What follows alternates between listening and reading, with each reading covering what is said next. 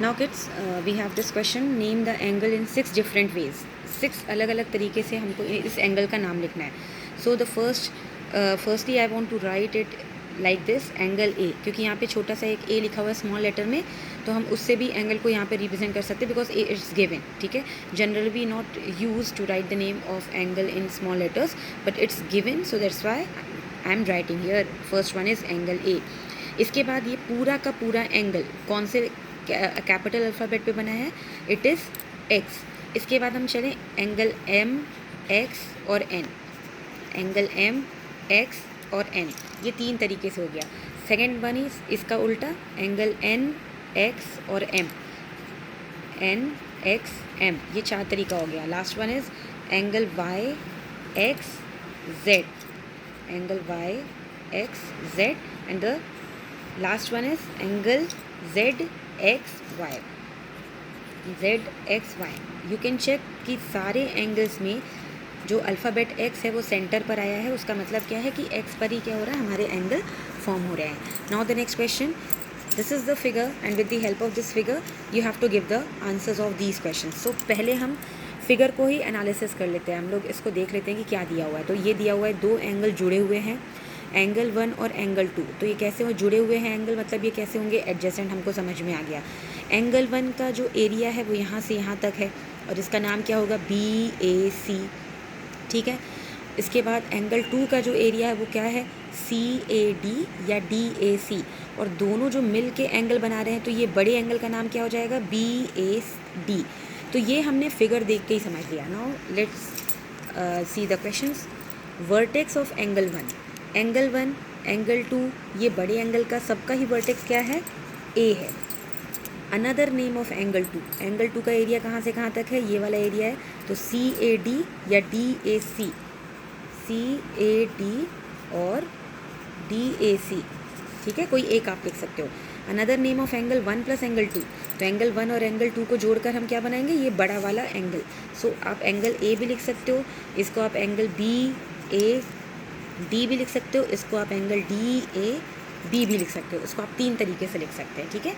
छोटे एंगल्स को आप हमेशा 3 लेटर्स में लिखोगे, मगर बड़ा वाला जो एंगल है उसको आप उसका सिंगल लेटर भी ले सकते हो।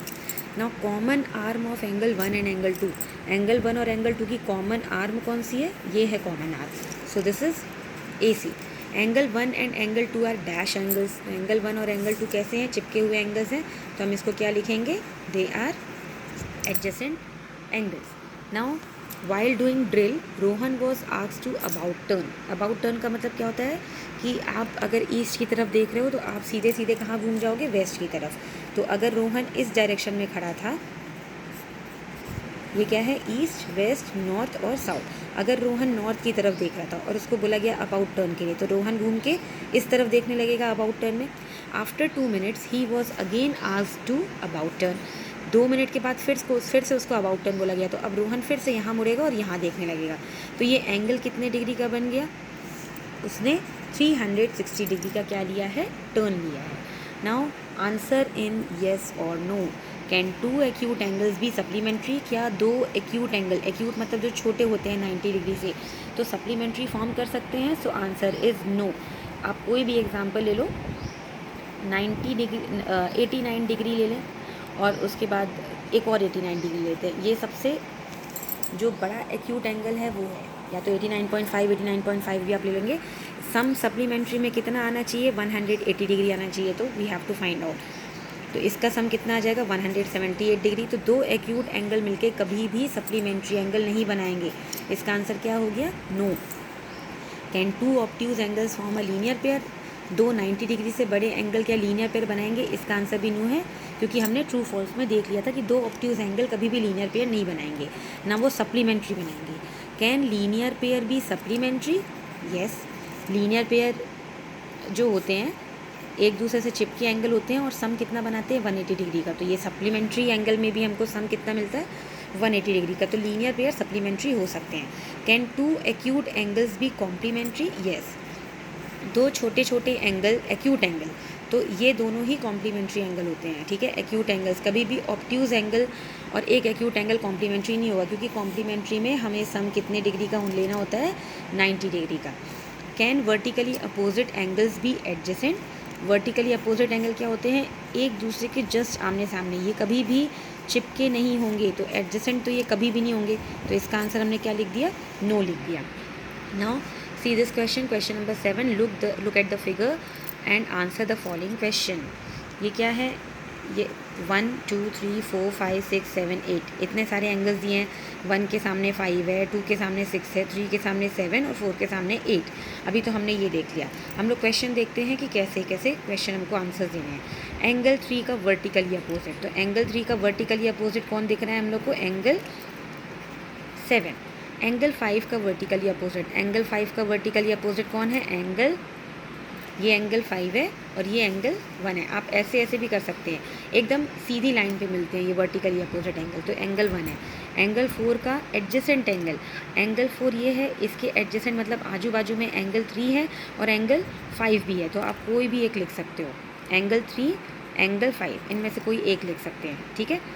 Angle 1 plus angle 2 plus angle 3 plus angle 5 plus angle 6 plus angle 7 plus angle 8 is 320, मतलब 1 2 3 5 6 7 8, ठीक है। ये पूरे एंगल का सम कितना दिया हुआ है? 320 डिग्री दिया हुआ है।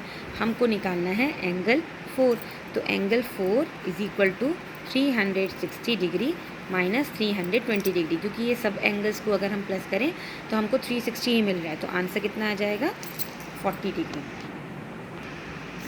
Now the last question of brain teaser, fill in the blanks. Sum of the angles forming a linear pair is always equal to 180 degree. जहाँ भी आपको ये टर्म्स दिखे इनके ऊपर 180 डिग्री आप पहले ही लिख लीजिए।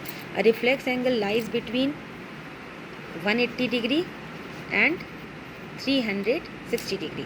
N angle whose measure is equal to 360 degree is called complete angle. ये तो हम लोग को पता ही है। The angle turned by the minute hand of a clock from 2 to 8। तो मैंने आपको बताया था कि घड़ी में जो नंबर्स होते हैं उन दोनों के बीच में 30 डिग्री का एंगल बनता है, ठीक है। तो जब हम 2 से 8 जाएंगे, 2 से 8 जाएंगे, 2 से 3, 3 से 4, 4 से 5, 5 से 6, 6 से 7 और 7 से 8, कितने बार टर्न किया हमने? 1 2 3 4 5 और 6। तो जब आप 6 × 30 डिग्री करोगे तो इट विल बी 180 डिग्री। ये स्ट्रेट एंगल फॉर्म करेगा, ठीक है। वैसे भी अगर आप अपने क्लॉक पर भी देखोगे तो 2 से 8 जाने में आपको 180 डिग्री का टर्न का डिग्री लेना पड़ेगा, ठीक है। तो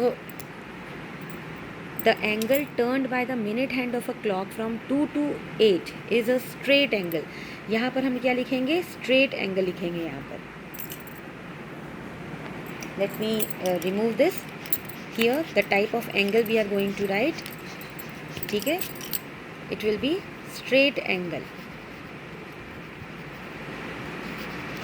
and measures 180 डिग्री। और ये 180 डिग्री कैसे आएगा? हमने 30 डिग्री को मल्टीप्लाई किया है 6, क्योंकि 2 से लेके 8 तक में हमको 6 बार मूव करना पड़ा, इसलिए हमने इसको 6 से मल्टीप्लाई किया 30 को।